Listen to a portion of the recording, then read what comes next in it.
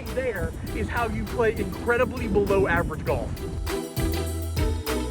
Welcome into OverPar here on ESPN 1037 Lafayette and 1041 Lake Charles' YouTube channel. Matt Miguez here, and it is Masters Week, the greatest week in the PGA Tour season. And I am joined by Mr. Alex Myers from Golf Digest. He's going to talk to us about the tournament, the field as well. Alex, what's going on, man? Thanks for taking the time.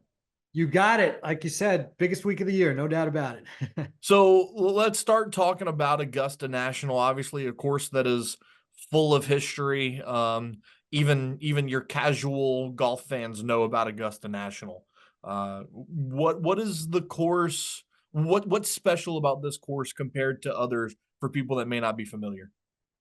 Yeah, I mean, first of all, it was built on an old property that was a plant nursery back in the day. So it's just a beautiful scenic area. Then you had, the legendary Bobby Jones and the legendary architect Alistair McKenzie doing this routing.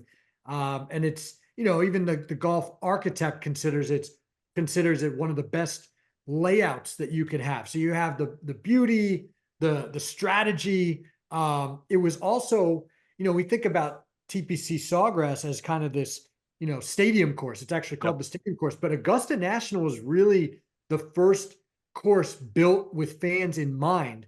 And when you go there, you really see that with kind of the slopes that you can view the greens on, but also when you walk around, there are these huge park-like areas in the middle of holes, which makes it, much different than other tournaments. You're not as congested. You're walking around.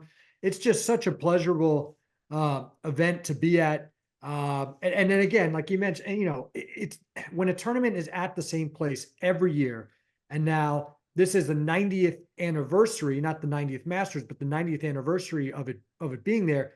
The golf fans just get to know it so well. So we all feel like we know this course as well as we know our own home club. So that's I think all that adds up to make it such a special spot. Yeah, and probably the most famous stretch of the golf course is, of course, Amen Corner, holes 11, 12, 13, that little stretch, Yeah. especially hole 12, the Yeah. 155-yard par 3.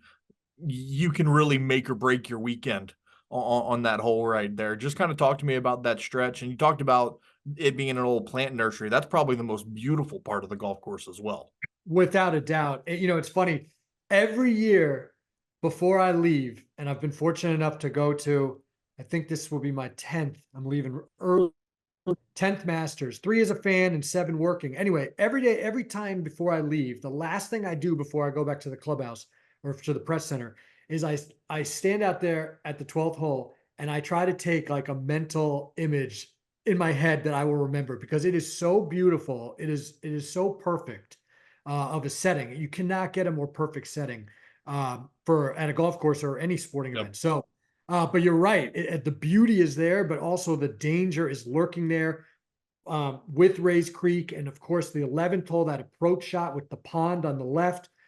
Ben Hogan, arguably the greatest ball striker of all time, said that if you see my approach shot on the green there, I made a mistake. He would just bail out to the right. That's how dangerous it is. So you kind of get through 11 and 12, and even 10 is a real beast now too.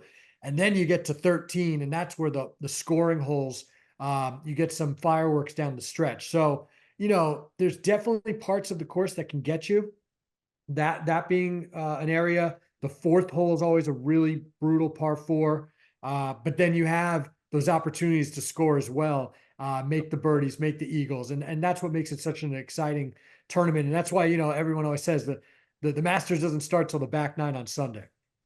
Now, in your opinion, probably my favorite Masters moment was 2019. Tiger Woods, making that triumphant return and winning another green jacket. Has there been a better Masters tournament than that in recent years? I'm biased as a Tiger fan. You see my picture behind me. This is from Torrey Pines, of course, in 2008. But of the ones that I've gone to, clearly that one stands out. I remember walking to the course that day, and it was such a weird day because the projected thunderstorms, they had to move everything up. And I remember talking to my boss, and I was like, you realize this could be one of the most historic days in golf history that we're about to see. And, it was so tense. what also made that so great, not only obviously Tiger's comeback and being able to win, but man, that leaderboard was incredible. It was a who's who. All the Yep. great players were playing. And, at one point on Sunday, it was, Brooks and DJ and Xander and Molinari, who was at the time maybe the best player in the world. And then you had Tony Finau and then somehow Patrick Cantley, and somehow Tiger just kind of outmaneuvered them all. Just a vintage strategic performance by a great, champion. And, we hope it's not his last hurrah to major, but let's face it, it could be. So yeah, for all those reasons, I would put 2019 up there with anything. Of course, the older guard, people I work with will say 86 was just as special, or right in the same conversation. And I've watched enough of that, read enough of that to appreciate how amazing that was as well. But yeah, of the recent ones, 2019, yeah, it's going to be tough to ever beat that unless Tiger comes back and somehow does.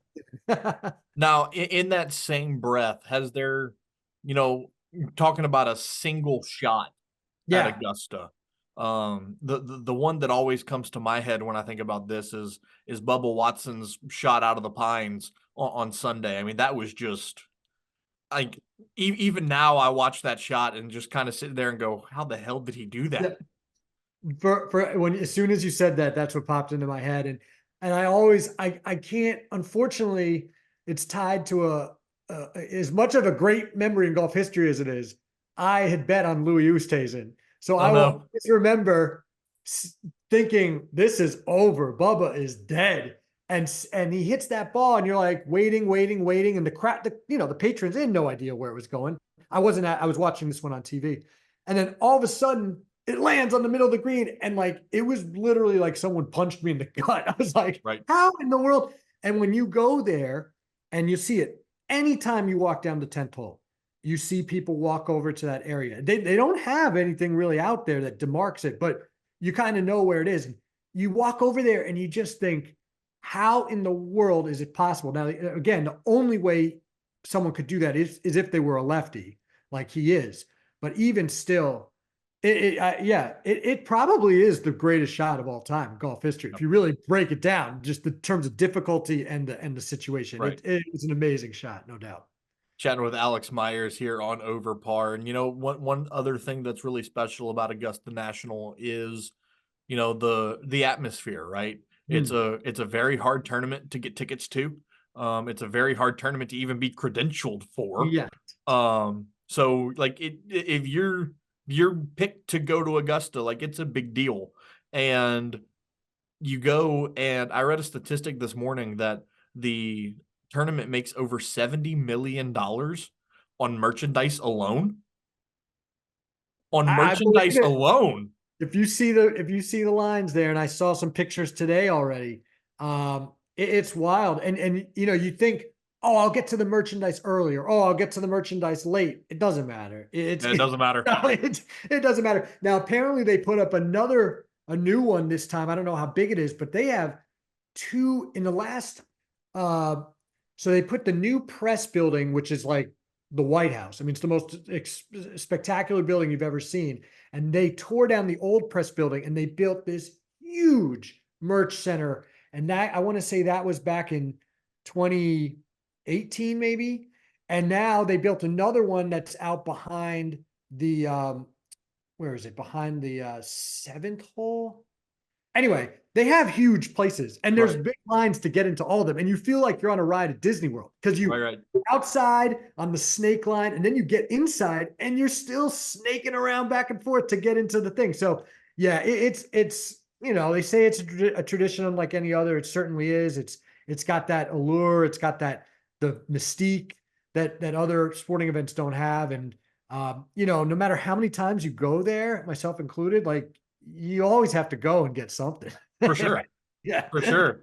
And it's funny. One other thing that stands out about Augusta is how affordable everything is, especially from a concession stands perspective. I saw a video of somebody showing off what they bought at Augusta, and they were like, yeah, the polos were like $89.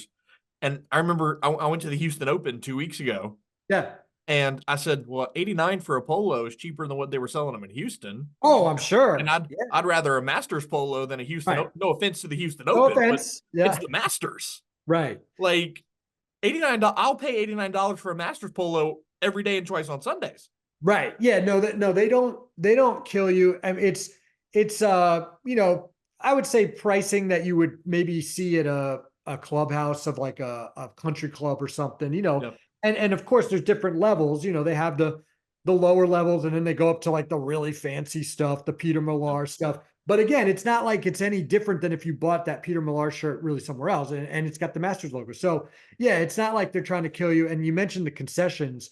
Um, they've even gone up a little in recent years, but it's laughable to compare it to other deals in sports. Like I just saw the other day, someone tweeted out that at a Yankees game, a beer is now $17.74. I don't know where the 74 cents came from, but 17.74. At the Masters, I think it's $3, maybe. Yeah, it's something like that. It used to be like even two. So basically everything's $1 though. Soda, chips, candy. Yep. So you just every once in a while you just go in there, grab a few things, go out. They have these kind of express lines that you just walk through. You pick stuff up, very seamless.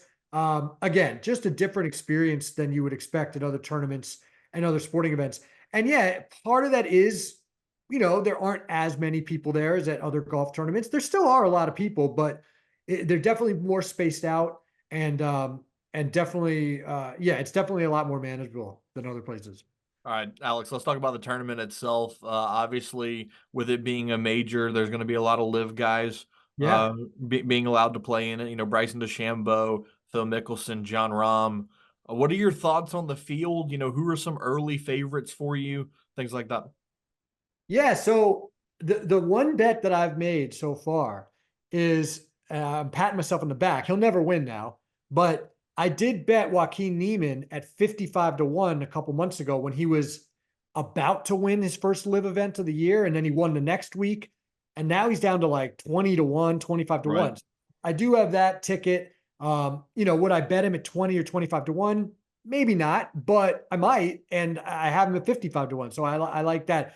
The other live guys, of course, Dustin Johnson has a tremendous track record here. Yep. Brooks Koepka, this is the one he's missing. This is the one that in the Netflix show, Full Swing, he has the center of his trophy case waiting to get this. He thought he was going to have it last year. He kind of, he let Rahm kind of take it from him. Now Rahm's on live as well. So, live has a ton of guys. I would say it's probably 50-50 if it's going to be a live guy or a PGA Tour guy.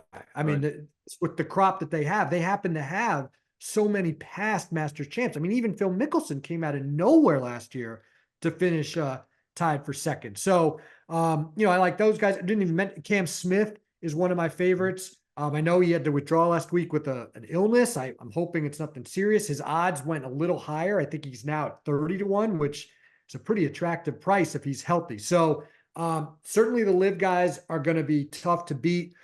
As far as the tour guys, Scheffler's the guy right now. There's no doubt about it. It really comes down to if he putts well or not. He's just hitting it so good. You just know he's going to be somewhere on the leaderboard on Sunday. Yep. And he won 2 years ago, and now he's won the Players back to back. But I can't bet anyone at 4-1 odds. Right. I used to bet Tiger at those kind of odds way back in the day, but I just can't do it with Scheffler. But no, he's certainly the guy to beat. And then, Xander Schauffele has had a great year, but he just has not won. And it's been almost 2 years since his last win. We all know he's come close at Augusta and at other majors. But he is playing about as well as he ever has. So I still have hopes for him getting it done. I'm just probably, again, I think he's in that 16-1 range. That might be a little too pricey for me to jump on. And then one last question I have for you. One guy that I've been, paying real close attention to is Jordan Spieth. I knew you were going to say that. and I've always been a big Jordan Spieth guy, Yeah. Because the way he started and he, exploded onto the scene was just so impressive to see. And then for a while he maintained it.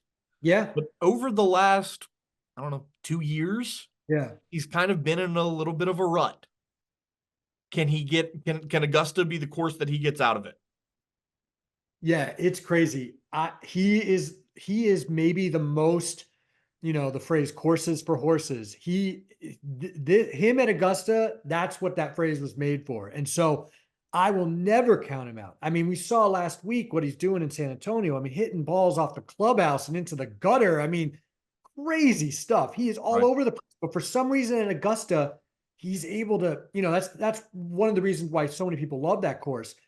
It's very hard to lose a golf ball at Augusta. It's, you always have some kind of shot. Maybe it's from the pine straw. Maybe you have to bend it around the trees like Bubba, but you have a shot. And certainly Jordan is as creative as they come. So he loves playing there. The putter has not been what it was for him. The irons have not been what they were. But at Augusta, it all seems to click usually for him. He's a perennial contender. I think this past week, I think maybe even his crazy exhibit at San Antonio dropped him down a little, because I think he was 18-1 and now he's more like 22-1. Right. I usually end up throwing a few bucks on him because, yeah, at Augusta National, I think this is the one place where it doesn't matter how he's playing. He's going to figure it out. Alex Myers of Golf Digest joining us here on OverPar. Alex, really appreciate you taking the time. Enjoy the trip to Augusta. And before you go, man, tell our viewers where they can find your work. Yeah. Oh, I appreciate it. Thanks for having me on. Well, yeah, golfdigest.com. Check it out all week for sure. We got podcasts coming out today with Mike Tirico. I got a story on an amateur who got his invite taken away from him on the eve of the Masters 50 years ago, coming out on a guy named Bruce Robertson. So look for that as well. I really appreciate it. Thank you, Matt. Thanks for having me on. Make sure you subscribe to our YouTube channel at ESPN Southwest Louisiana, and also follow us on all of our social media channels at ESPN_SWLA. We'll be back next week to recap the Masters here on OverPar on ESPN 103.7 Lafayette and 104.1 Lake Charles.